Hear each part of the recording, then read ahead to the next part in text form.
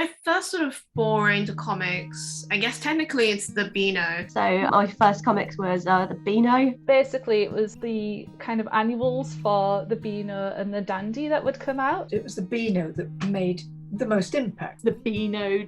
It's like, for anyone unfamiliar, it's a British kids comic series that's been running for absolute decades. So I read those all the time as a kid, like Beano, Dandy as well. And then we get to more like comics for an older audience, and I'd say it's probably manga. Like I read Tsubasa Reservoir Chronicle by the sort of manga circle Clamp, and I think that was one of my first sort of forays into like manga, more grown-up comics. It was the artwork. I really liked the artwork for the art style, flowing lines, and also like the costume, like clothing designs as well. Because I'm quite into that sort of thing, like concept art and character design, and concept art and character design for a world in general. So I like that a lot about Tsubasa, as well as the actual story as well, like how they're hopping between like different dimensions and worlds, like on their quest and everything. So I quite enjoyed that, and I hadn't really come across that sort of story before so much, and so that's what kind of hooked me.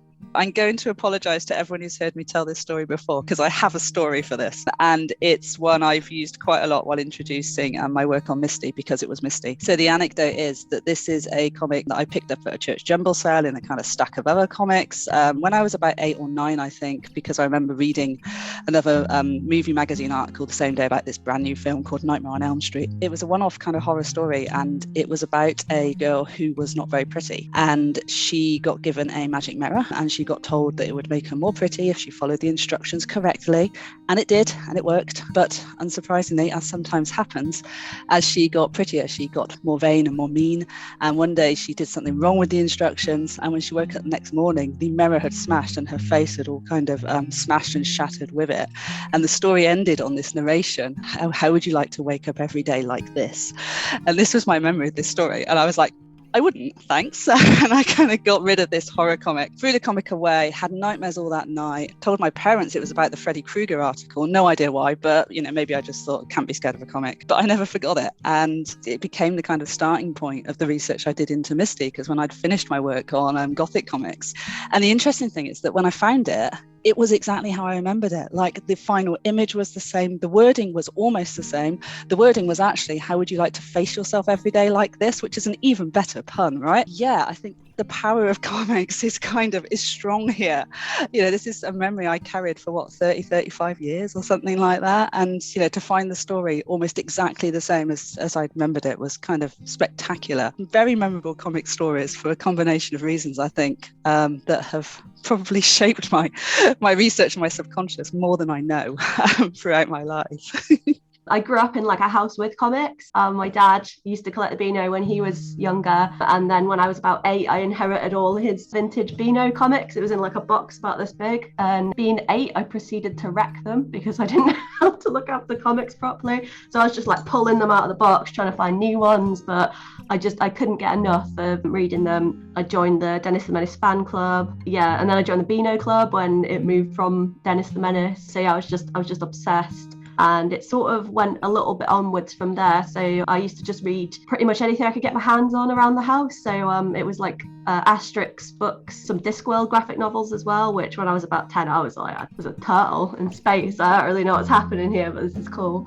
And that was sort of like my first dip into comics as young'un. I grew up in a sort of a very deprived area, so essentially my first exposure to comics was sort of at a school jumble sale where I got them for really cheap, and I just fell in love with them instantly. I'd already been sort of into cartoons and I'd been sort of reading books, and then I didn't appreciate at this time, but the idea that you could combine the art and the writing. I mean, as I say, at the time I didn't really appreciate what a big deal that was, but it just resonated with me. I loved how colourful it was, how much fun clearly was had in sort of coming up with the stories. I was definitely a big fan of Dennis the Menace, for example. It was probably my favourite. I did pick up sort of some other ones like Bunty, but I kind of wasn't into the whole comic stuff. Yeah, it's definitely just a lot of sort of those annuals that came out, because I didn't have a lot of access to like comic issues that various other people would have. I think that my gateway comic was Calvin and Hobbes. That was the first comic I ever remember reading, and that was I think it's still a favourite. It's never let me down yet. No, it won't because he stopped doing them, so it can't let me down. Perfect. I loved everything about it, but the thing that I loved so much was that it was sort of accessible for kids, but it was aimed at adults, but it was not like sort of unknowingly this is over the kids' heads, they won't get this. It was just there was some very mature humour that was slightly over my head, but I felt like I was included in it. And I like that. I like the feeling of being, trusted as a reader to get this. And if I didn't get it, that's okay. It doesn't mean that I'm not in the joke. Maybe I'm reading too much into this, but I that's what I really appreciated about it. That's what I like the most. Also, it was very funny. It was really, really funny. Winner all around. I probably have read comics since I could pick up a book because my dad read comics. My dad was so passionate about comics. He named my brother Douglas Craig, so his initials would be DC. Things from Pogo Possum to Garfield to Tintin. Everyone had Tintin and Asterix, but we just had every comic, cartoon, book. So as a child, they were always in my life, just lying around. And I think as an individual, the first comic my dad gave me when I was 13, he just came home and dumped, I still have it, and he just dumped this compilation book of Dick Tracy comics. And I just devoured it. And then he got me all the singles. He got me a bunch of singles as well. I couldn't tell you who the author was. I couldn't tell you who the artist was. And unfortunately, that's the case with most of my comics. But I have over 400 graphic novels. I just love the stories and the images. I devour them. But the first one I bought as an individual was the Furry Freak Brothers. Going into comic shops as a girl when I was an early teen was incredibly intimidating, because it'd be mostly male, and as soon as you stepped in, everyone would just turn around and look at you, and you just want to shut the door and leave again. So I decided I wanted the Furry Freak Brothers, and I would just sort of tunnel vision go in and go straight to where I wanted and then go out again, and that was how I sort of eased myself into being comfortable in comic shops. But yeah, I have all the Furry Freak Brothers now, the singular comics, but that was the first one I bought. Do you remember the first comic I've read? It's one of the first comics because they were in the same series. But the first I remember is Asterix and Spain. And I actually have it here. It's this one, the Greek edition. It's old, but I think those were reprints. So my dad would travel often for work, and he'd go in the islands, and there were always news agents with comics. And because he loved Asterix, he would buy some and read it. It was a staple. Every time he'd go, he'd bring back some Asterix, and I was like, oh yeah. So I started reading comics before actually knowing how to read, and because I was so eager, my mother taught me how to read so I could read the comics. And this is why when I went to school, I already knew how to read because of the comics. And I liked it so much because it felt like it was kind of historical, but not exactly, because, well, Asterix never existed, but the general context. And what I liked a lot is that in every story you had the main scene every time, and in the background usually you had all these strange things going on, and like let's say Asterix was talking to someone and they were trying to solve a problem, and in the background you had this little dog doing things or like chasing after chickens, and I loved that so much. The art was so rich, and that got me hooked on comics, I think. Always been kind of around me in a vague sense. Like growing up in geeky communities, I was definitely more into video games growing up, but there was a lot of crossover into that. Like most of the fun commentary and jokes about video games were done in webcomics like Penny Arcade, Control Alt Delete, etc., which I know have not aged well with time, but that's what it was. And like newspaper comics from the papers that my dad read, comics just like a little magazine ones at the shops. I think the first comic that I had was probably, it was a Marvel thing with The High Evolutionary and Mutants No More was one of the big storylines, even though this was the first one I'd read, so I didn't even know who these people were beforehand, let alone a big event changing everything up. But I definitely enjoyed the look of the non-human characters and Nightcrawler.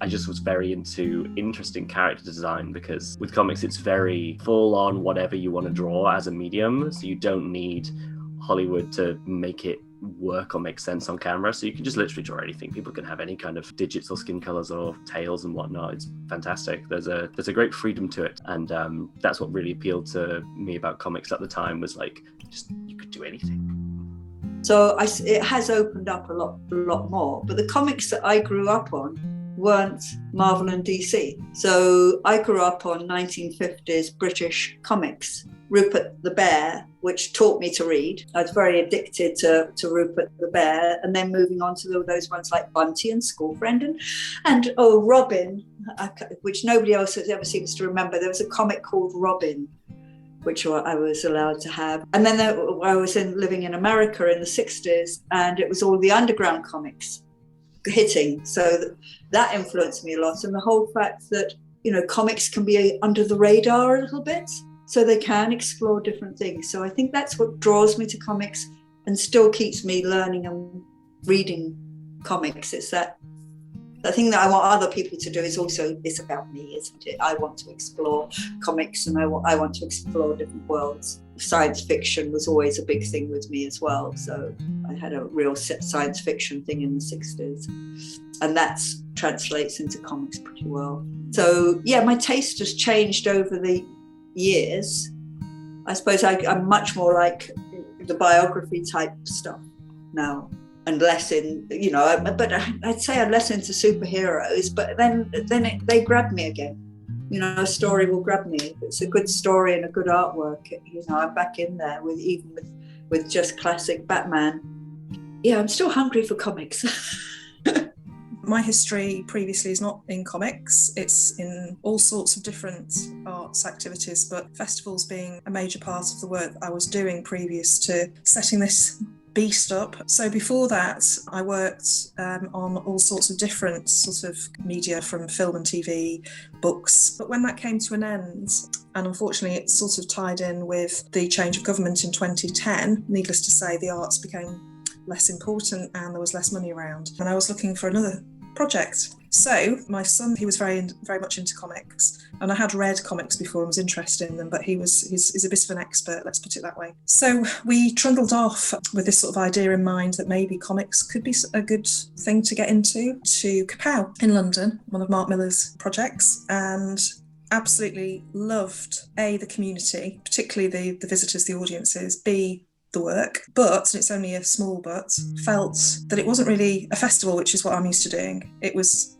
a marketplace, and that was great and people loved it, but I wanted to think about doing something a bit different. So I consulted with an artist who was a friend at that point, Sean Phillips, who lives local to here, and said, what about setting up a festival a bit like a European style one in Kendal? And he said, oh yeah, that sounds like a good idea, which is about as enthusiastic as it gets.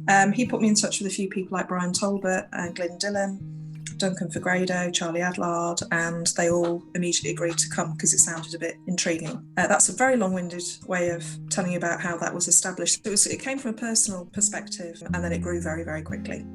I mean, I remember a lot of bits and pieces. The earliest memory I've got is actually the coronation when I was 3. And around about that time, I had a comic called The Robin, which is for little kids, and it's all right. It had Andy Pandy on the front, and I didn't care for him.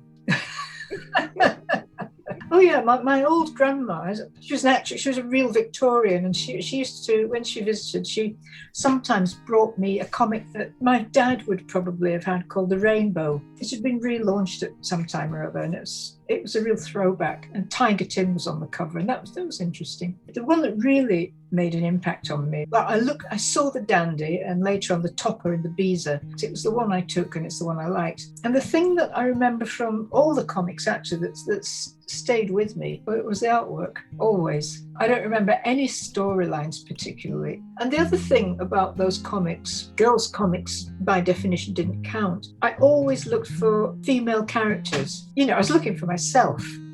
And the one that matched up in my mind anyway was Minnie the Minx. I like Minnie the Minx. And the only story, not storylines exactly, but stories that interested me most were in the Bunty, which I graduated to a bit later on, and that was the Four Marys. I quite liked that because it was a school story, and the working class girl went to this posh school. You know, she was from a council estate, and you could see the sneer in the writer's words on that. And of course, what I didn't realise, and I only realised about the Four Marys only a few years ago, was, I mean, I've lived in Scotland for about 30 years now, and I didn't realise when I was a kid, I mean, why would I, that there was all these patriarchal comics firm, newspaper firm in Dundee, was shaping all these British childhoods, and all, you know, they were full of Scottish references like the Button Bear, and the Four Marys is a reference to a song called the Four Marys. But I only realised that when I was in Linlithgow once, which is where Mary Queen of Scots castle was, and there was actually a pub called the Four Marys, and the penny dropped, and I thought, good God, they were at it again. It's DC Thompson. I was going to say that I don't remember one specific comic. I was born into a house that was full of comics, I guess, because my brother is slightly older than me and he was absolutely obsessed by comics. And the comics that were around then, it was the 70s. So it was Dandy, Whizzer and Chips. We had all of them. I think we had the Beano delivered weekly. When I was younger than that, I must have had Rupert the Bear and Pippin and Play Hour, you know, really dating myself now. And we were obsessed with comics. First, my brother was obsessed, and then I was obsessed. And once we'd read comics, to entertain ourselves, we used to draw comics. So we would take bits of scrap paper, staple them together, draw our own like rubbish little strips, and then our poor long-suffering parents, we would go to, it's 1p to read, please read this, and they would very kindly do that, you know. And this sort of spread as well. My best friend down the road, she started drawing little comics as well, and she was obsessed with Lassie, the Wonder Dog, and ABBA, the Swedish pop group. And, you know, thinking about it in retrospect, the little comics that she was creating were probably very early fanzines. You know, we were 5, 6, 7 years old drawing these silly little comics. So that's what I really remember from the very early days of comics. So for me, the first comic I ever got was the Beano. And as a kid, I read a lot of it. I had a large stack that I used to collect, but unfortunately I got rid of them. I'm kind of regretting it, but if you had to ask what was the first memorable comic, I wouldn't say it was a comic. It was basically an anthology. I would say it was Tokyo Pop Snake Volume. It showcases small snippets of manga at the time. I think I got it when I was about 10, 11 years old. So it was filled with many stories and styles in the manga format. Seeing the panels and the compositions and even how the text brought it to life, that's what kind of got me into the aspect of comics. So seeing everything on a paper form, it was just like, whoa. That's where I got inspired to make my own stuff. So at the age of 11, I started to draw a lot. I used to make wee comics, but I think the one comic that got me into it was by Yukiro Sagasaki, and it's The Angel. That's where I saw all the pictures with the characters, and I was just like, I could actually do something like this. So yeah, I think that's where it started off. Even though it was the Beano, the first one, the one that made an impact was actually the Japanese manga, which was the Dear Angel. Tammy Ginty, Misty Bunty, Mandy. I think I've read them all. I literally, like many comics aficionados of age 10, 11, 12, you know, that had a pile in our garage this high, you know, it was enormous. And I can remember being massively excited by them. I used to get the annuals at Christmas, would have read them all by 10 a.m. Christmas Day. Probably enormously fair. I mean, if you're reading something that much, it will have been enormously influential on my psychology. It's quite interesting, isn't it, when you don't know what you're going to do with your life, and then you end up doing it and going, of course, look what you were doing when you were a kid. It was obvious. Why didn't someone tell me? Hey, have you noticed that you're always reading comics? That's what you're going to be. I've got a bit of an unusual, well, I actually don't think it's that unusual, but a lot of people don't like admitting it within the comic scene. But I didn't have much of a sort of childhood memory of comics. I never really grew up with comics at all, other than stuff that's made it on TV. So like X-Men in TV, and I absolutely loved X-Men, but I don't know if that counts. But the first official comic that I read was actually a graphic novel, which is probably why, for me, I've ended up moving into graphic novels. But it was my first year or second year of being in architecture school in Central St. Martin's in London. And I remember going to the library as a place of refuge and a place that I could just spend my spare time in and really get to know the university through the library in a way. Like it was just like, I need to establish a safe space. This is going to be my safe space, and this is where I'll like branch out from. But they also had like a whole graphic novel section. I remember walking through and seeing it and just being like, oh, what's this? Oh my God. And just falling in love.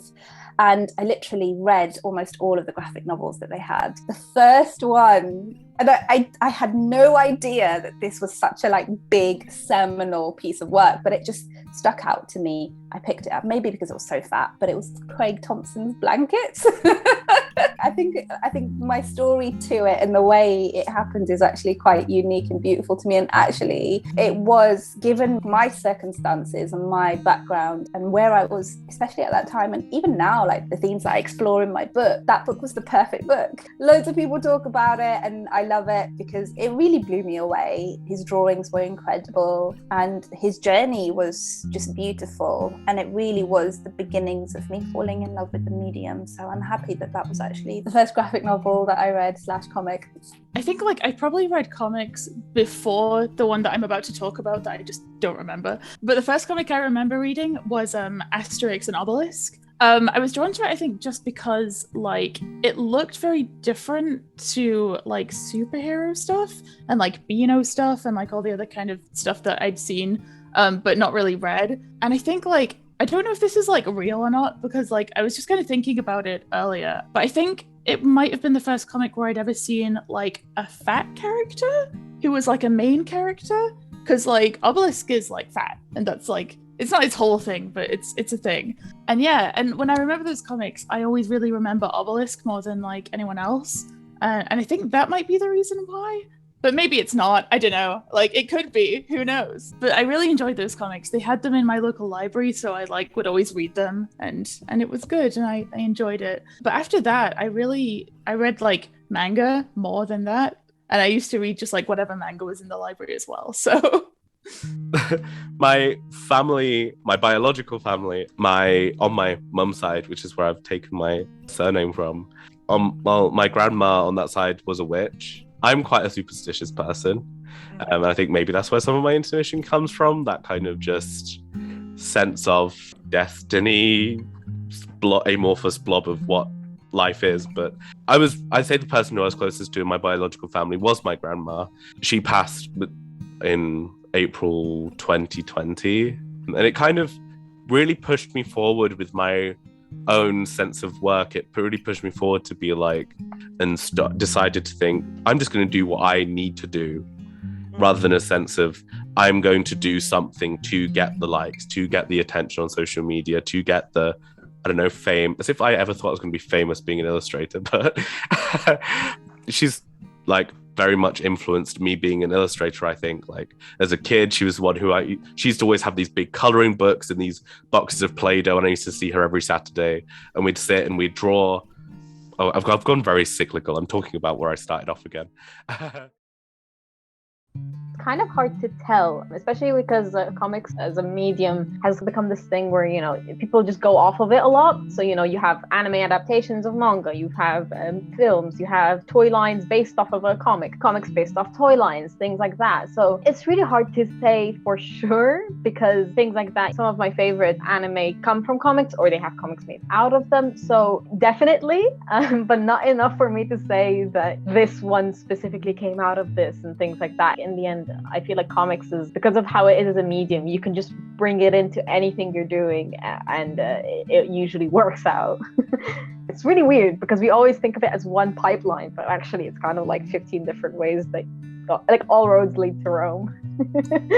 A big part of properly getting into comics, though, was through the internet. When I was I think it must have been about 16, 17, I signed up for DeviantArt because a friend mentioned, which is the art hosting site. A big community on Deviant was what was called the Original Character Tournament community, which was basically a bunch of comic creators coming together. They'd enter their character into it, do a little audition of the character, which is a little comic showing their character joining the tournament, and then they'd be paired up in a tournament style format, usually between 32 64 people who are allowed past the audition stage. And then what they'd do is you'd be paired up with someone and they would draw a comic of their character defeating yours in battle, and you draw a comic of your character defeating theirs in battle, and the judges would decide which of these two comics would be the canon thing that happened and which creator would progress through to the next round. Seeing so many creators with so many wildly different styles and so many cool characters, some completely different genres for the different characters all kind of put together in this whole melting pot, was really inspiring. And especially because you got some tournaments which were full of very, very good artists, but you also got loads of tournaments that had just beginners into it. And that was what really got me into the format. Just that community, that gathering of people all kind of getting excited about each other's characters, commenting on the exciting battles that were happening. And yeah, that's what really got me started as a comic creator. Yeah, Cardcaptor Sakura, Pokemon, Digimon, Monster Rancher, all of these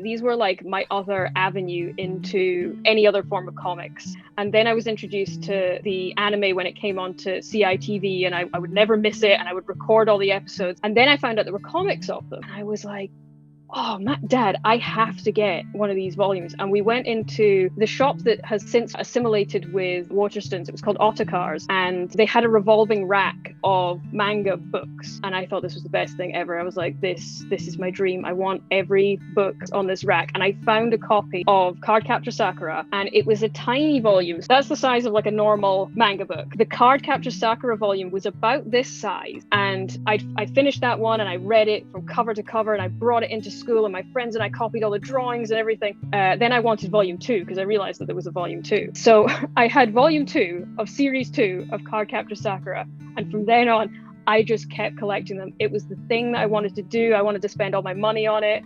And then Otacars merged with Waterstones, and the section just got bigger and bigger and bigger. We had a shop that was really close to our high school, so me and my friends used to go down there and we would save up our pocket money and buy a volume every now and again. And they started to do a thing where it was like you could buy 3 for 2. So what we used to do was the person who had the rewards card would buy all 3 volumes that the friends wanted to buy, and then we would all pool our money in together and essentially get a free volume, so we could spend less money together to buy our whole collections and stuff. It just kind of took off from there. We all got like really into it, and we would swap books around, and that way we could save a bit of money as well, because if somebody was collecting one series, we could trade it over and somebody could collect another. So if one person had Girl from the Other Side, for example, and somebody else had Nozaki, we could swap them over and read them and just do it that way. Not at all. I mean, I didn't, there was kind of film stuff that I remember being influenced by. But that was nothing to do with, it didn't come out, and I don't remember any kind of comics tie-ins of things that I was reading or interested in. It was, maybe it was quite a niche market. I don't know. I'm sure somebody's done research on that particular area, but I don't, and it never, and also kind of like, I'm feeling very old doing this interview, to say, kind of television, I remember when that sort of started up and we had our own television set and all the rest of it. So, that took a long time to kind of filter through to comics, but of course was amazingly, successful in that way. TV tie-ins and comics related to what was going on television. Yeah. It's a really good question. I was thinking about this. I mean, I remember a lot of TV tie-ins, or I remember the comic tie-ins to the TV series, which is possibly not quite the same thing, is it? But it's sort of similar. One of the comics that I went back to reading religiously after this was the Care Bears comic. And my brother was a big fan of the Transformers comics, obviously like massive toy franchises, right? That then suddenly get these big spin-offs. So yeah, I mean, those I remember really clearly. I remember loving the TV shows and loving the comics for both franchises, actually. I was really interested to find out when I was doing some research that actually they did advertise some of the girls' comics on TV and stuff. Yeah, that's kind of all I've really got for memories of those, I think, is just the kind of TV tie-ins.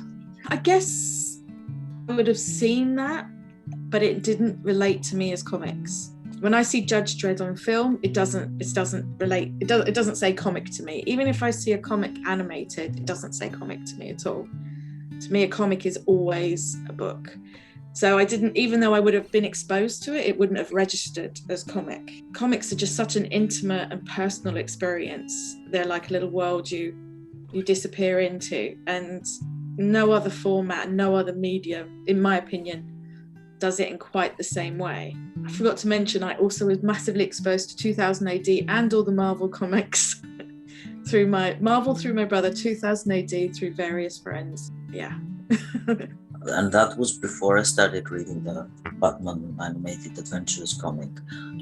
They were showing the Batman animated show. And the first time I saw that, I was like, oh my God, I've never seen anything like that.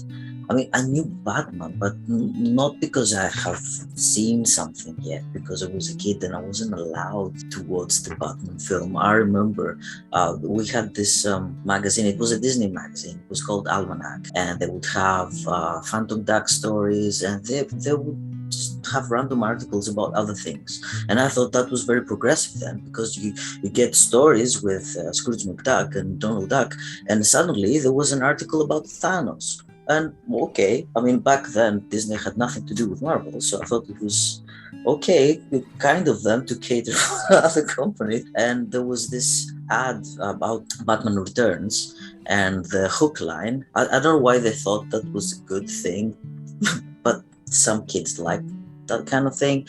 They were talking about the characters, and they were like, "This is Penguin, and all Penguin's teeth are rotten." And I was like, oh wow, this is Batman and this Penguin guy, and all his teeth are rotten, Mom. I want to see this film. I said, absolutely not. You can't see this film. You're like too young for this kind of thing, and it's Tim Burton. No, just absolutely not. But the next year they started airing the Batman animated show, and I was like, this is my life. I want to be an animator. I don't know what I'm going to do. I want to do this because it's Batman and it's fun and it's dark at the same time. And look at the lines, they're excellent. So I started buying the comics because of that. And then we had the amazing X-Men animated show with a really cool opening and anime of all kinds. And some even weren't for kids. I'm pretty sure I've watched anime that weren't for kids just because they were animated, and the people on the TV channel thought, oh, it's animated, it's for kids. So that was kind of weird. So I grew up in the 90s, so eventually we did get around to Heroes on TV, which is very inspired by comics. But before that, I did have the pre-Marvel Universe stuff that was all very, let's see what happens, like Daredevil and Elektra, where it was like ups and downs in production design and choices made. So comics have always been kind of around me in a sense, but I never really, they were always like a spin-off medium. Like I got the little kids funny comics in whatever newspaper my dad got, and I was into Power Rangers, and they had like a spin-off comic in a magazine series. So at first, like growing up especially, comics were always kind of an afterthought of a main product. So it took me well into my 20s to really start seeing comics as a medium all on their own. And through my teen years, seeing webcomics. Webcomics were very much the entry point for me. I've been like, oh, people make full stories in these that are just their own thing. That's awesome.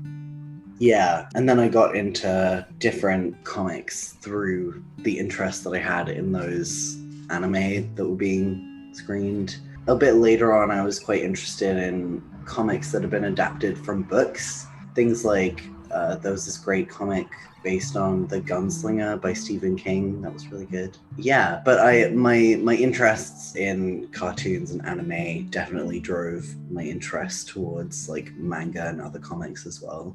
I think because my sister was a little bit older, and I think it was like around the mid to late 90s. She was kind of more of a computer whiz and managed to find things, and that kind of added to the exclusivity and specialness because she had the older sister factor.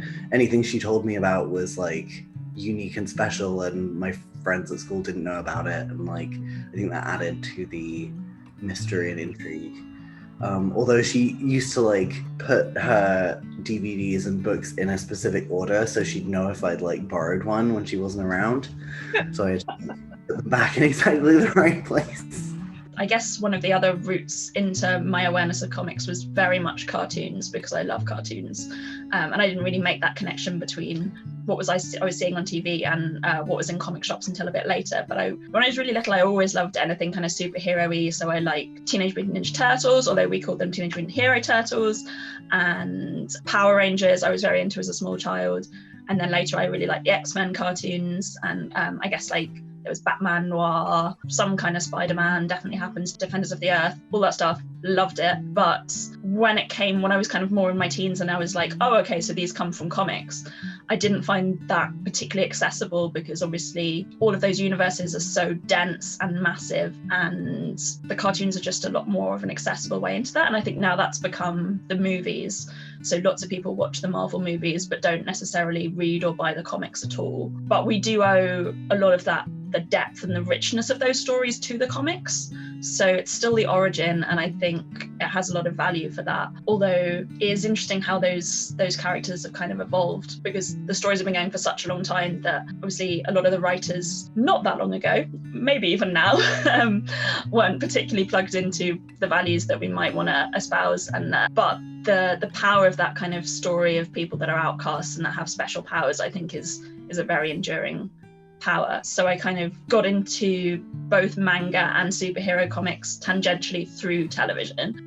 Because it's a medium, it's not a genre, and you can do anything in comics. So I think at a certain point I was just hungry for any kind of comics that I could get, but I was gravitating towards either the more kind of American style or the more manga style, and it wasn't until later that I kind of came back to see what Britain had to offer. Yeah, anyway, this guy who used to be our next door neighbour in the very early 1950s, very early, because I was born in 50, so, this would be about 1955, say. We used to go over and visit him, and he'd set up a home cinema in his garage. And this absolutely fascinated me, because he'd actually made velvet curtains and everything, and he ran black and white movies, Chaplin films, because they're all silent, but he ran Betty Boop movies. I'd never seen such a thing. I thought these were a bit surreal, but they were great. And so these are all pre-war, 1940s ones. He also probably had old Popeye films, which of course we saw on television as well. Not really. I remember cartoons and so on telly. I didn't actually have a telly till I was about 7. I can remember Scooby-Doo, and I can remember some of those. I wasn't a huge fan of them. Though now I absolutely adore animation now and so on. And I was never a fan. I particularly wasn't a fan of was fantasy, and that was even as a child. I hated it when we read The Lion, the Witch, and the Wardrobe. I much prefer books that could be true, or you could put yourself into that character or something, and sort of something like travel or something like that. And so I suppose I actually prefer programs as well, like Blue Peter and Magpie and so on. And I didn't have sort of things to do that. I mean, like it was like toys and everything to do with comics and so on. I mean, I actually did have an action girl, but I don't think the action girl, I think it was just something that that company had made to counteract the action man of the time sort of thing, but that was all. That I don't think comics was a huge thing. But again, then you start coming back to when I got into pop art and so on, and of course, I think what had a huge influence on me was music as well. So I'm a sort of I write muso, so the sort of aesthetic of like comics and that sort of mass media sort of thing that was used in sort of punk graphics and things like that, that started to come in to what I saw, and obviously a lot of the comics were sort of like looked at in some pop art by some pop artists as well. I mean, I think I was 14-ish, somewhere around then. I went to a big exhibition in London, and I thought I'm still not quite sure which exhibition it was. I've never really worked it out. But what it ended up being was 25 years of the pop art, and it kind of like blew my mind a bit. So, yeah. Definitely. I talked about Teen Titans, which was an animated TV series, but I also liked a lot of other Warner Bros. Kind of like animated TV series like Justice League and X-Men. And I really loved the X-Men films growing up. They're my favorite film franchise. And I was so sad when it ended with Logan in 2017. And I also, Tobey Maguire's Spider-Man holds a very special place in my heart, because as a young kid growing up in the Philippines, I didn't have any money to like go to the cinema regularly and to see films there. So it was kind of like Tobey Maguire's Spider-Man, the second one, Spider-Man 2, was the very first film that I saw in the cinema. So that was kind of like a special thing for me. So that's why he's my favorite Spider-Man of all time. There is kind of the stereotype in like teen films of the comic reading nerd who wears greasy clothes, or it's quite funny, because I spend most of my time reading indie comics and small press stuff.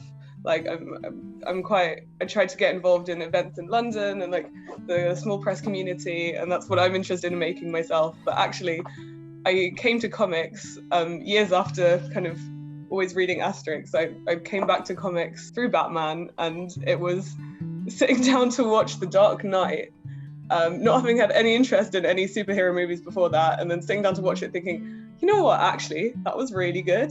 And then I went out and bought a Batman comic and kind of caught the bug. But so I read some of the Batmans, and then I went towards like I did like the classic stories, and then I did Watchmen and V for Vendetta, and then I kind of got more into the Dark Horse and Image kind of not main superhero titles, but more like some of the darker stories, and then getting into Image comics, and then from there getting into indie comics. So I took kind of the long route round to get to what I was interested in. So I am thankful to The Dark Knight for getting me here, I guess. Batman on TV was the best. The old school Batman, proper Batman. Eartha Kitt was Catwoman sometimes. All the Catwomen were amazing. All the actors playing Catwoman were amazing. But yeah, Batman was big for me when I was young. I really, really loved it. And I still do quite like, I don't think I even knew it was a comic but until much later, but I completely loved it. And I think that program was responsible for a lot of things for a lot of people of my generation, including like a love of kind of fetish wear and things, because of like the costumes were amazing.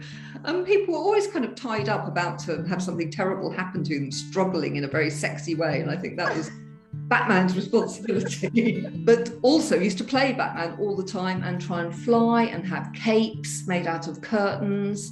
And my next door neighbor had a proper Batman, like plasticky, I could sort of almost smell it as I describe it, Batman cowl and cape that was kind of vinyl. Oh God, I was so envious. And I had a curtain that wasn't even black, but it would do the Batman game and running down the hill and trying to fly. So Batman was the thing that was in my life.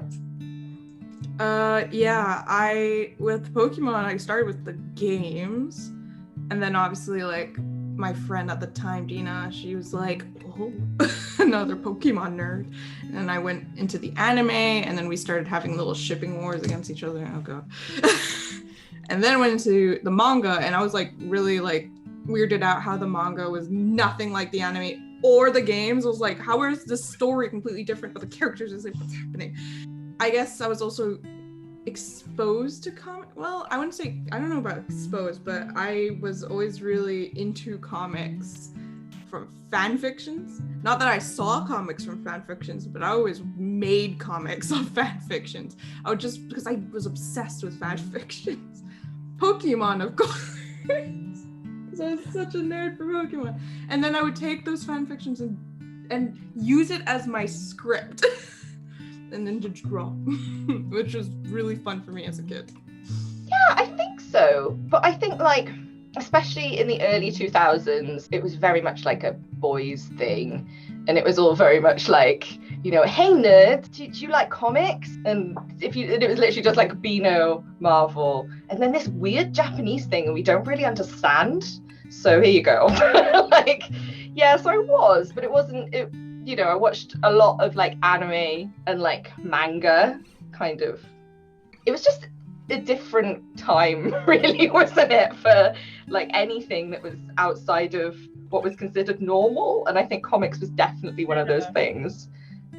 Yes, but I didn't take any interest in it, to be honest. So my brother collects like Batman figurines and, you know, comics of the superhero genre, but it just never kind of sparked an interest in me. Honestly, like, no. Like, my only really exposure to comics was like from comics like themselves. However, I was really big into watching cartoons, specifically Powerpuff Girls. And when I was starting to learn how to draw, I would be watching like Powerpuff Girls on the TV, and I would be like trying to draw them as I was watching it. And then I started making like my own Powerpuff Girls comics. I still have them somewhere, but like I don't know where. So I guess like you could count that as exposure. So it was just like me in my room with like a TV making my own comics. Yeah, in terms of like TV and like films and stuff, like I watched TV that like had comics. So, like I watched a lot of Buffy, and there were like Buffy comics, but I didn't really read them. So yeah, I think like I only really read comics when they were around. And yeah, like I don't remember seeing any media that was like, hey, read comics, which is a shame because everybody should. Sailor Moon was a big part of my childhood as well. Love Sailor Moon to pieces. It was something that I was shown, like these old VCR tapes that I don't know where my family got them from. I've even got a small like little heart Sailor Moon tattoo on my ankle. Speaking of transformation, the transformation scenes, you can very much see the influence on my visual style that shows like that had. Like this anime-esque, the colors, the fashion. I'm obsessed with fashion design, and it very much shows itself in my artwork. It definitely influences me, especially like 90s. I love 90s fashion so much. Oh, there's just something about making a character look as ridiculous as possible, but still resemble a human being. Like, I've always wanted to shift my artwork to being I'm somewhere on the spectrum between Detective Conan, Sailor Moon, and Tamagotchi. I think that's how I like to describe my personal work and my inspirations in general. No, it was a mixture of it was amazing because suddenly I could see all these things on the TV, but actually in a way I didn't like it so much. It was all these things people had talked about, you know, I'd like Doctor Who, Wacky Races, and I didn't know what any of them were. When I saw them, I thought, I don't really like them. Recently, I just finished the mentorship program under Self-Made Hero. So for me, that was like a big deal because then it was all of a sudden I was just surrounded by comics professionals who've actually been doing this for ages. The nice thing about it was actually less so that I got to meet all these people and more that it made me realize that I had been communicating with comics professionals for a long time. So on different social media, so like Tumblr, Twitter, etc. But also I used to do a webcomic on MSPFA, which is like this website for fan comics of a comic called Homestuck, which a lot of people know about, and it is not that great. But I used to also make a comic there, and I met a lot of people who at the time I wouldn't have ever called comics professionals because, you know, we were all just kind of like silly kids making these really stupid long stories and stuff. But through things like that, both that and other like little projects I've done, I've gotten to like meet people who eventually have become comics professionals. You know, like now we're all kind of to some degree doing comics properly. And I guess like, even though you can't say like, oh yeah, through social media, through doing like programs and things like that, I think for me personally, it just ended up being like by chance that, you know, people who like the same things I do just ended up doing it as a job in the end. And I was like, whoa, yeah, we're all doing it now. It's hard to answer these kind of questions because so much of what I want to do is to kind of talk to people who aren't into comics and show them all of these cool things that are happening that they might not have heard of. So when they're thinking about comic secrets, most of the time it's something that I talk about incessantly with friends, but only realize that they're not common knowledge once I speak to someone new about them. I'm much too enthusiastic about telling people about comics to have many secrets, especially with some things that I would consider like comic making Bibles as far as I'm concerned, like Scott McCloud's Understanding Comics and Making Comics. Those two books are absolutely indispensable for me. And a lot of the stuff that I knew instinctually about how comics are created and how comics are structured, that Scott McCloud just put into words and gave me the ability to explain it to myself. And once I was aware of certain strategies or certain techniques I was using for comics, I could then use those with much more creativity. But I consider that to be so formative and such a central part of my comics experience. But there's still so many people who haven't encountered this kind of what I'd consider a foremost text in creating comics that I think every comic creator should read. Was thinking about this, and I thought about it, and I was like, I don't think I have any secrets. And then I asked why is it I don't really have any comic secrets? And I think it's because anything that I come across that helps me out in terms of whether it's art or a new series or something like that or a story, I just tell people. Because I remember it was a picture book conference, and there were people on the panel that were all working within the industry, and we asked them a question that was like, how much do you get paid for like a book job? And everybody on the panel went, well, I can't really say, or I don't really want to, or I just thought, what's the point in being at this conference if I don't have like a proper number to put on what my work should be worth or what I should aspire to be? Because clearly these people have been working in the industry for a long time and they're not telling us, where they started and stuff. And it just annoyed me because it was adding to the mystery of, what am I supposed to be charging? What is my stuff worth? What am I training for? If I don't have like a concrete thing to, set myself to, they could have just said something like, I charge £25 an hour, and that would have been fine. That's all I was really looking for as a base, but nobody even gave me that. So anytime now that I come across something within the industry, or somebody asks me a question like, how much would you charge for this?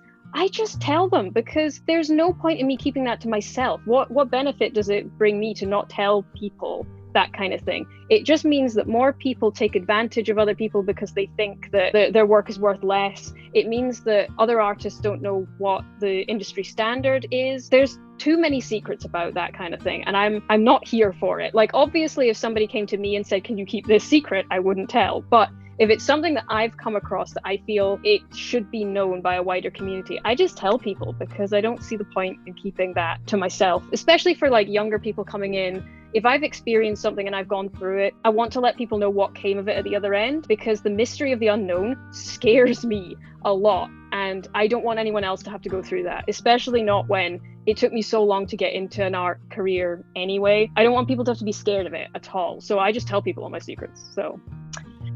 Not sure about that. I mean, I think the kind of comics that I did myself were mostly things that I sort of kept in my drawers, or sort of, things involving family and friends. And I would just kind of circulate them personally and keep them sort of not as a secret, but I didn't kind of share. I mean, there were lots of comics that I made that I did keep secret, and actually I'm sort of wondering, well, what am I going to do with these things? So in a sense, for me it was very much a creative thing to start doing. That was when I started drawing comics myself, and in a way it was that personal stuff, of course, was the most, looking back, I think that was more important than the stuff that I did, say, that I was commissioned to do as an illustrator, or if I was commissioned to do a comics about something.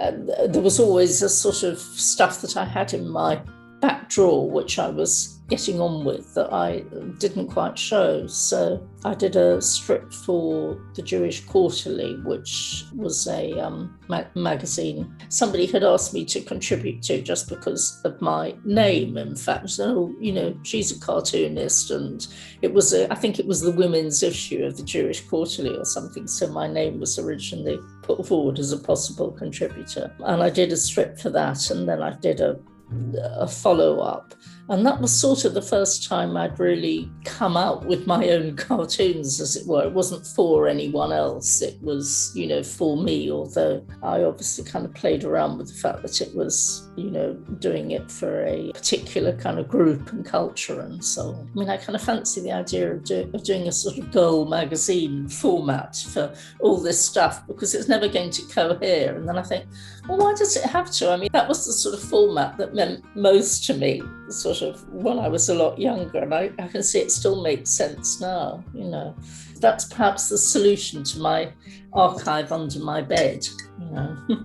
I mean, I'd say with the comics industry, mostly it's all been like quite positive so far. Like meeting the people, meeting everybody at like fairs or like drink and draws and such, and just like sharing our work and everything. It's all been like a really positive experience, I'd say. But before I was in comics, like I used to work in mobile games, like doing like concept art and animation, 2D design and that sort of thing. But with that job, it was a bit strange. Like all of us, like it was sort of like a startup. And then all of us were graduates from like the same uni, and it was a really weird situation to start off with, because like we were like literally it was just us in the studio. There was like no one higher than us, so we would like for quite a few months we would just sort of like put into the studio and then told like make games, and we just did like we were just doing that, like not really knowing what we were doing either, just like for a few months before they finally say, oh, maybe we shouldn't just have graduates running around not knowing what they're doing, and then they hired like senior staff and put a project manager on us. But that was like a pretty weird experience to start off with, like in like the sort of arts, like games industry. This is definitely a secret, but I'm quite bad with secrets, so I don't know if I've actually told people this already, but in my book, Maleficium, on one of the pages, I was eating chocolate biscuits while I was painting, and it was like, I got chocolate biscuit over a finished page, and I was like, oh God, I've just finished this full page, and I'm on a deadline, and I don't have time to do this page again, and I've actually done it quite well. So I thought, oh, what can I do? And so I got, because the whole book's blue, I got blue ink and just waited for the chocolate to dry and then just painted over the chocolate. I don't know if I ever told anyone that.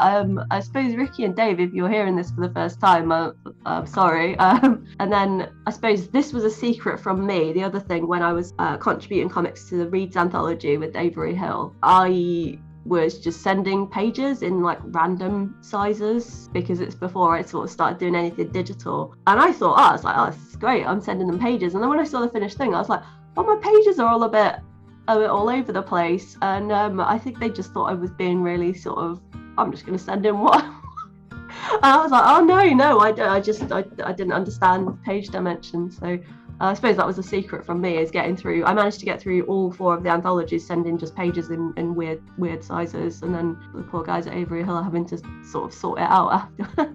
I'm not exactly well known, but I guess the one that I find amusing is it kind of ties back to when I discovered Sonic the Comic. Around that time, I'd actually just started to get into sort of Nintendo consoles and games.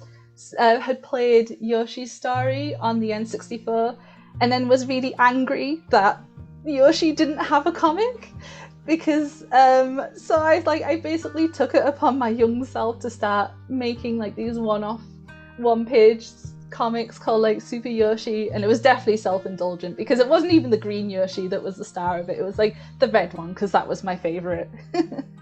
I had a really nice thing that happened when my first book came out, Britain and Blue Lightning, available from all good retailers. I got a letter from Posey Simmons, I guess because we had the same editor, Dan Franklin at Cape, and I think maybe he sent her a copy, and she sent me this really, really lovely letter with like little sort of Posey Simmons letterhead saying, "Hey, congratulations, it's a really good book." I think I did like a wall of death around my lounge. I was so excited. It was so nice. But it was such a sweet thing to, I mean, because I obviously like I hadn't met her, didn't know her, and I swore I'd pass it on.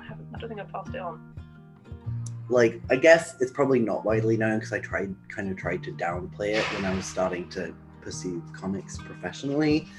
But I wrote this whole like hundreds of pages long comic when I was in my teens, all about this character who is basically supposed to be like a male version of me going to art college in London. So I was like kind of trying to like live out this fantasy for pages and pages. I kind of tried to revive it a few years ago, and then kind of halfway through was like, maybe I should just write something else instead of trying to revive this old thing from my angsty teens. Funnily enough, I'm not reviving it, but I'm kind of writing a new story that is inspired by the same feelings and some of the experience that I had when I actually lived in London, and not just like trying to imagine what it would be like.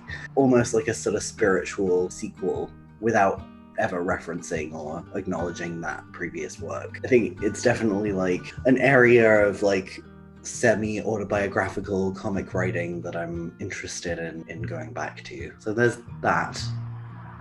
It's just really nice to be able to get, you know, the idea of being able to come and talk about comics and communicate with people is great. And I kind of appreciate being asked to do this, because sometimes you feel like you get sort of shunted out in some respects, because comics always down here in bookshops. Bookshop.org is fantastic, and the Booksellers Association, which I'm part of, is fantastic. But when you go, this is a review for a graphic novel, it all gets shunted down a bit, doesn't it, the comics? There's a kind of hierarchy that goes on. And then obviously in the comic bookshop world, I'm not, you know, in with the guys, and I'm not out in their bookshops having a drink or whatever, comic shops having a drinks or whatever. I am a bit, so I keep communication with all of the ones in Devon. They've all been into the shop. So, but stretching out further, it's, you know, it's kind of quite difficult. One of my favourite stories of something that happened to me when I was quite early into the comics community, but I used to go to a lot of events just on my own, just being brave and kind of like, I don't need a friend to go with me to this. But I was starting to make friends within the community, and I was starting to know who a few different people were. And I'd been to a few LDComics, or Ladies Do Comics as it was then, meetings. I'd met a few people, and then I went to this, it was called a Drink and Draw. I think it was run by the AOI, but I'm not sure. And it was more of an illustration event than a comics event. I met lots of nice people that night, and we were doing drawing challenges, and they had like celebrity guests, and one of the celebrity guests was Chris Riddle, who is an illustrator in the UK. He's mostly known, I think, now for things like Goth Girl. I knew him for illustrating the books of Philip Ridley when I was a teenager, and he's also like a political cartoonist. He draws really, really fast, and I've always really loved his styles. He was the children's laureate, I think, or the illustration laureate for a while as well. So he's kind of a big deal. And he was there, and he was doing his live drawing, and everyone was like, "Wow, he hatches so fast!" And then they embarrassed him by drawing attention to the fact that it was his birthday, and his face was clearly like, why have you done this? I didn't want people to know it was my birthday. And they brought him a slice of some really indulgent kind of fancy gatto, and then he went off and he left his cake behind. And then afterwards I hooked up with Rachel and Wallace from LDComics, who have previously been interviewed on this wonderful channel. And we started chatting, and we were sort of side-eyeing that cake, realised that possibly if we ate that cake, we would absorb the superpowers of Chris Riddle and be able to draw really fast and really beautifully, and be really successful. So we discussed it at quite some length over whether we should eat that cake or not, and we ate that cake. But I assumed that it was worth it to absorb those superpowers. But that's like exactly the kind of thing that happens when you make friends and you are willing to put yourself out there and talk to people. You get to steal cake. Not really. I mean, this is letting you into a secret, which is an appalling secret, which was that at the very beginning, trying to get people on board, I was saying that we were aiming to be similar to a sort of Angoulême, a mini Angoulême, I kept saying, but I'd never been. But I went the following year. But it was everything I'd heard about Angoulême, and also people like Brian and Sean and co saying, oh God, it could be like a little Angoulême. So that was a model, but it wasn't really a model at all, to be honest. It was more based on models of other kinds of festivals that I've been involved with. And I learnt a lot, obviously, over a long period of time in different locations, because before doing festivals in Cumbria, I was in Birmingham. And in Birmingham, I did a lot of different kinds of things, working with different communities, particularly the South Asian community and the Black community in Birmingham as well. Obviously, you might say, well, that's not really relevant because you moved up to Cumbria, which is mostly white and homogenous in that way, but actually, you know, diversity is a thing that goes way beyond people's race and the colours of people's skins and stuff like that, and neurodiversity is particularly interesting to me. Yeah, I learnt a lot about working with different kinds of communities, and also the community engagement, the business engagement side of things as well, because for those who've been, they'll see when they come to the festival that a lot of the shop windows, roughly about 60 now, are containing original comic art done by professionals or by schools or community groups. So there's a real feeling that it's a toon town, or whatever, that the place is just completely infused with comics for a weekend. So that was a model that we kind of adapted, I guess, for comics, and here we are. So one kind of secret is the fact that I'm not a huge comics geek, and as we're involved with Ladies Do Comics, you'd think I was. I mean, I'm more, as a as I got more aware of like graphic memoir and so on, I am much more of a fan of that. So that's kind of a thing. And then also being involved with LDC Comics, people often assume that I'm published, and I'm not. I'm published as a poet on the odd singular poem and so on, but not published like that. But I suppose it's not a secret, but where one of my things that first started me off into why I kind of was into the design thing, I said I was like music, and I liked Queen, early Queen, not the later stuff. I kind of was like slightly obsessed with Freddie Mercury, which was wrong on so many counts. But he was a graphic designer. He was trained as a graphic designer, and I didn't know what it was. And so I looked it up, what it was. And then that was what I wanted to do, because at that time as well, I loved packets and book covers and album covers and things like that, particularly packaging. Started, more I read about it, that's more what I wanted to do. And that side of things had a huge effect. I mean, later on, it was not that sort of thing. It was like 4AD. I love 4AD, Vaughan Oliver, who I was very lucky enough to do a course with. So I guess in a roundabout way, that's kind of how I got into a lot of, I discovered one side of sort of design, or realised what it was, or started looking at things in a slightly different way when I realised, that packet was designed by somebody. So I've always wanted to be a writer, and the way I got into wanting to be a writer was actually because of comics, because I used to draw little comic strips of like my favorite characters, all coming, like crossover things, like my favorite characters from different TV shows and different animes and different comics, and putting them into like a whole new world type thing. And but I was like 6 years old, so I couldn't really write that fast, so I would draw the pictures and I would force my aunt to write the text for me, and they would be like really long-winded, very descriptive text. And I realized then, at 6 years old, that I really like creating those stories, and I really like creating those worlds. And that's probably how I realized I really wanted to write when I grew up. So I'm a journalist right now, but I'd like to write my own book one day. This question kind of stumped me. I don't really know. I feel like people are kind of there's this kind of shame surrounding comics a little bit as well, because it is this slightly kind of, I don't know, nerdy or weird thing to like. So I've always been very open about my love of comics, and actually I feel like I don't want to have any secrets about it, because I'm always trying to encourage people to read comics more, and I'm always pushing them on my friends, being like, read this, read that, trying to encourage people to talk about comics more as well. So I've got the opposite. I've got no comic secrets, I'd like to think.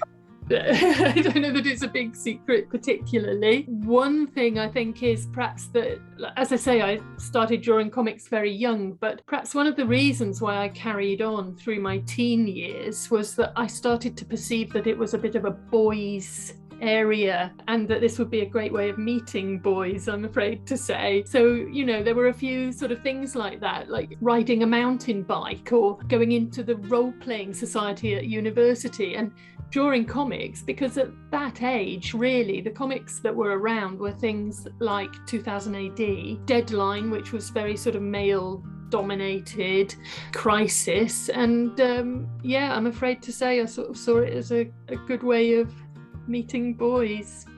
So the story I have isn't related to comics, but it's related to the children's Laureate, Chris Riddle. So I met him at his book signing when he came down to Glasgow, the Waterstones, and he had his recent book out at the time. And I remember I went up to him with the book, and I was so nervous. And I just started speaking, and I was like, I'm at the time I wanted to be a writer. So I had already written stories and stuff and already sent them out to publishers. And obviously, now when I look back, I know I wasn't good.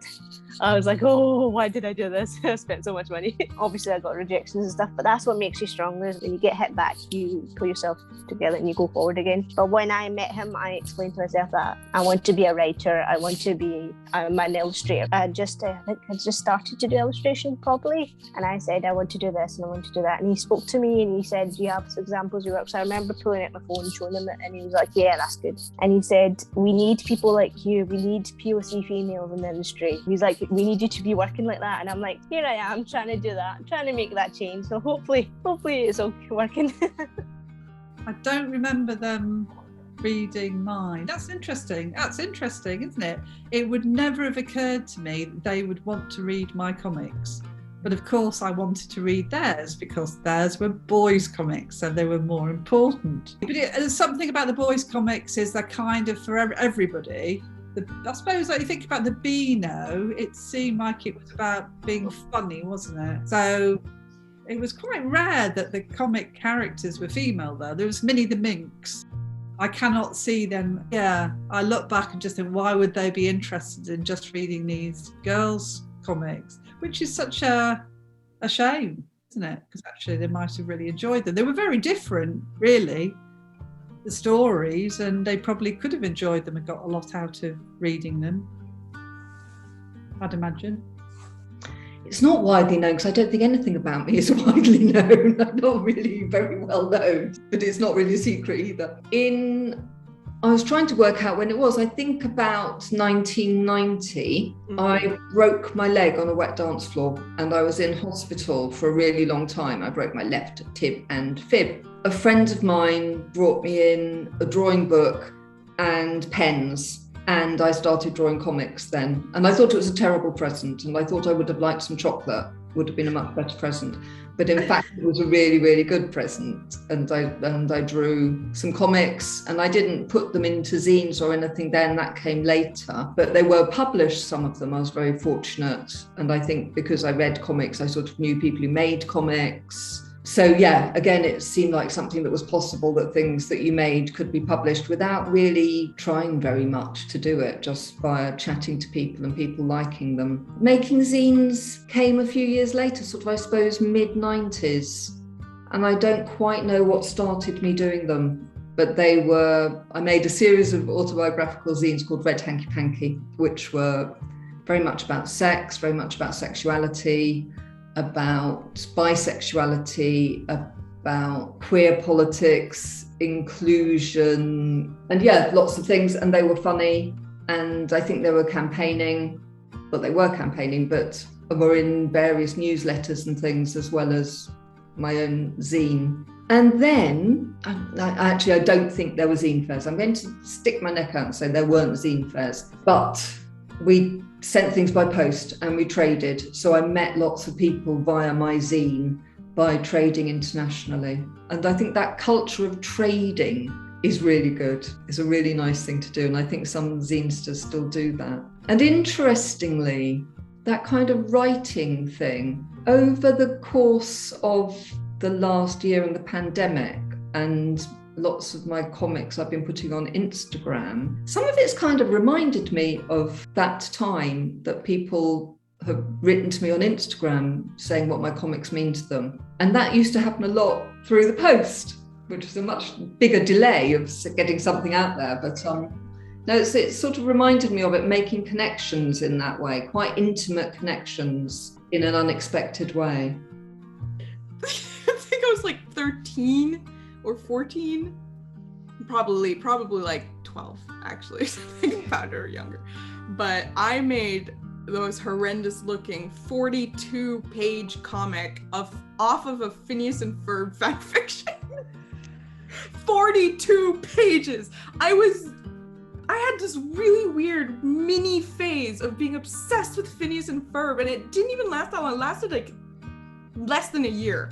But in that little amount of time, I dedicated my time to make 42 pages of a Phineas and Ferb comic looking like anime. It was horrible. I still have it, and it's still public. I was smart. I scanned it. It's definitely gone now. Like the traditional copy's gone, but I scanned it because I was posting it because I was like, I'll be famous. When Phineas and Ferb famous.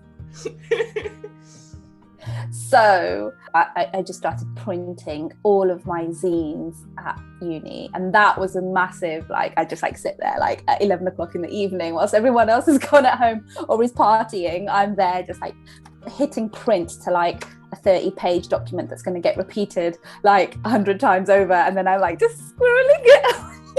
So actually that is a secret. That was so funny, and I think I might still actually have some of those copies, like binding them at home. When I was living with my parents, my mum has like this incredible industrial sewing machine that she'd like make our clothes on when we were younger, and I used to use it to like bind the books, which was really cool. So early days of self-publishing was very much like all the tools that were at my disposal and what I could take advantage of. And yeah, that was Architecture's way of, I guess, like giving me a bit of support in my self-publishing, which was really nice. I do have some stories of like, there was definitely a spate in about like 2015, 16, where I was just kind of like a magnet for like assholes at conventions. Just, I don't know what it was. There was just something. I think it's because I sat there behind my table like, hi. And they just thought that that was an invitation to just come and spout nonsense at me. And there's this one guy, I think it was at Birmingham Comic Con, and he's looking through my comic, and I pitched it to him, and I said, yeah, it's you know, it's a fantasy, it's modern fantasy, blah blah blah, and it's set in Cardiff. And he goes, set in Cardiff? No, it wouldn't. No, you have to set it into a fantasy universe. It's never gonna sell. I'm a like producer for Channel 4, and I've worked on, it was something like Who Wants to Be a Millionaire or something. I've worked on Who Wants to Be a Millionaire, so I know what sells, and this isn't gonna sell. And I was just like, and he was still talking at me, even though I was going, cool, great, thanks. And it was just people like that was just gravitating towards me. Oh my god, yeah. Okay, so the most recent thing I did, which I found amusing, is I submitted the comic I finished, and then my husband looked through it and then noticed that I'd drawn one of the hands on backwards because I get so goggly-eyed.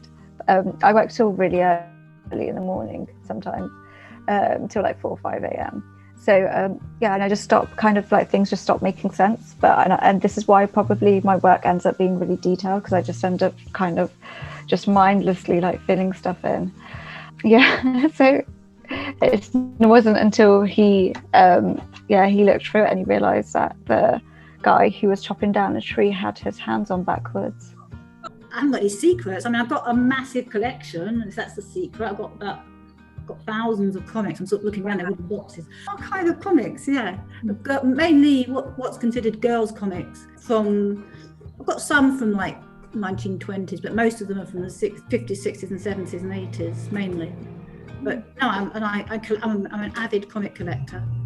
Hard to get old girls comics. I mean, Princess Tina, my mother got rid of all of my Princess Tinas, and we had them from like the very first issue to the very last issue, because it merged with other comics. It was Tina and it merged with Princess, and then that moved with Pink, and I think it actually might have merged with Tammy at some point. They merged and I had every single one, and then my mother got rid of them all. I think she thought I'd outgrown them. I've spent years and years scouring jumble sales and markets for comics, but particularly Princess Tina. And sometimes you'd find the odd Bunty or something, or about 3 or 4 Judys or Mandys or something. Never found Princess Tinas. That I found, obviously eBay is a good one, but I can't really afford them. Most of them I charge like £20 for one comic or £10 for one comic. So obviously I'm only going to buy them when somebody's getting rid of a whole lot and I can sort of get a better deal.